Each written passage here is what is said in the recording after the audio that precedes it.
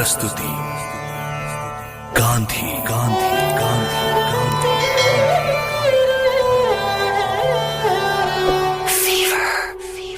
Transvaal के लोगों को तो कालनबाग की बातें समझ आ गई, लेकिन बाकी गोरों को कौन समझाता।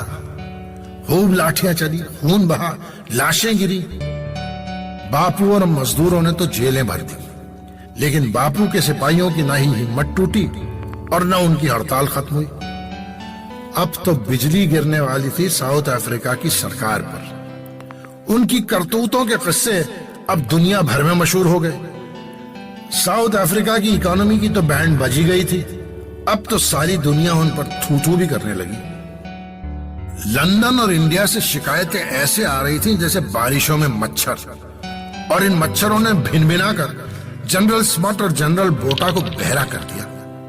उन्होंने क्विक एक्शन लिया और सबको रिहा कर दिया, और एक कमेटी बनाई ये इन्वेस्टिगेट करने के लिए कि आखिर इंडियंस को साउथ अफ्रीका में क्या परेशानी है। लेकिन ये कमेटी क्या इन्वेस्टिगेट करेगी, ये बापू जानते थे।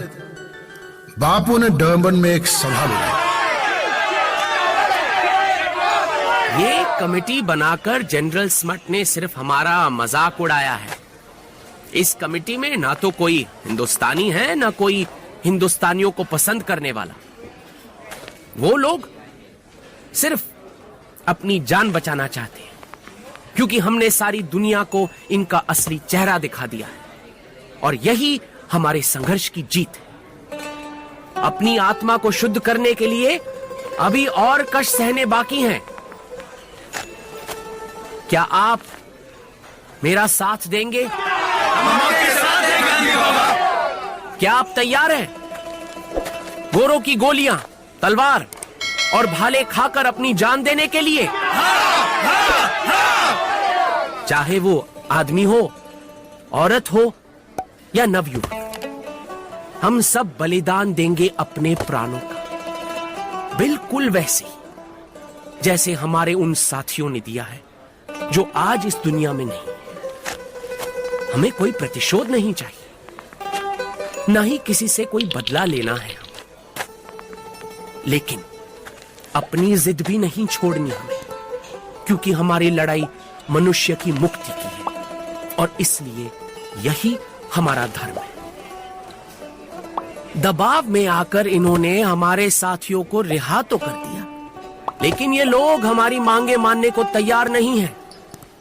इसलिए 1 जनवरी को हम सब लोग एक और मार्च करेंगे।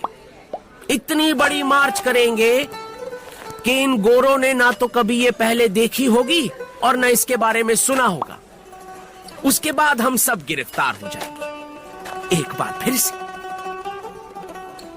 अपने नारों को हम पहुंचाएंगे उन सब तक जो बहरे बने बैठे हैं।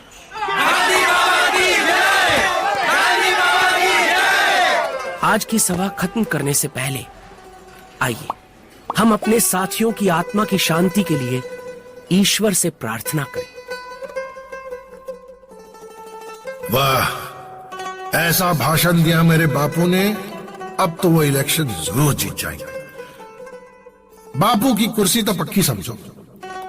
अगर आज के नेताओं से ये भाषण सुनते तो ऐसा ही लगता, लेकिन मेरे बापू तो दिल जीतने में लगे थे, कोई कुर्सी नहीं।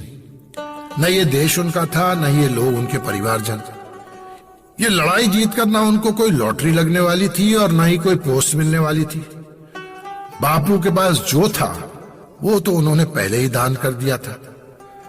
डर्बन की इस मीटिंग में जब बापू आए तो तन पर सफेद धोती कुर्ता था और सर मुंडा हुआ था। स्टेज पर बैठे उस दुबले पतले महात्मा की इज्जत किसी राजा से कम नहीं थी। बापू एक और मार्च की तैयारी में लग गए। डर्बन से होने वाली ये मार्च साउथ अफ्रीका सरकार की ताबूत में आखिरी कील बनने वाली थी, पर वो मार्च कभी हुआ ही नहीं। General Smuts, there are 2 telegrams in your name. Okay, a new telegram, a new trouble. Please, read the telegram. Employees of the South African Railways have gone on a strike. They have destroyed several properties and burnt a few stations. Oh Lord, On one hand, that coolie Gandhi is already preparing for a march against us. And now this strike? It seems like everybody is behind us. Please, read the second telegram. Sir, the second telegram is from your dear friend Mr. Gandhi. I knew it. He must have been looking for such an opportunity. Now, tell me, what does he have to say about this situation? Sir, Mr. Gandhi has said that he is against the strike of railway workers because their protest is a violent protest. Just to release the burden on the government, he has decided to cancel the march in Durban. Who is this man? What is he made of? He cancelled the march?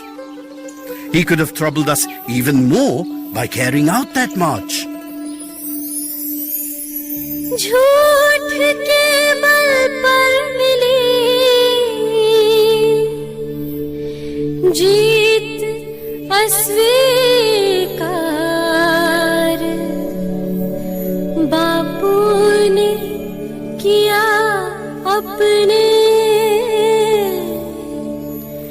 बैरी पे भी उपकार बैरी पे भी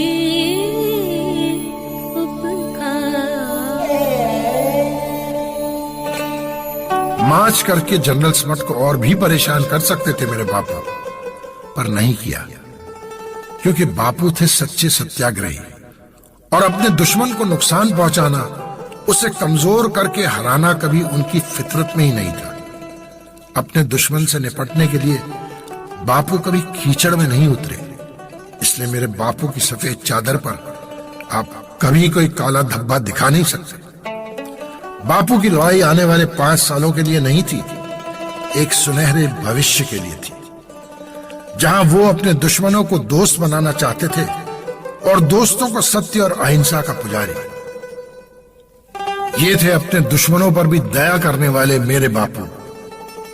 मेरे बापू की कहानी को हम आगे बढ़ाएंगे, और ये कहानी इसलिए है भाई कि पोरबंदर गुजरात में वो महात्मा नहीं होता तो न मैं होता और न आप।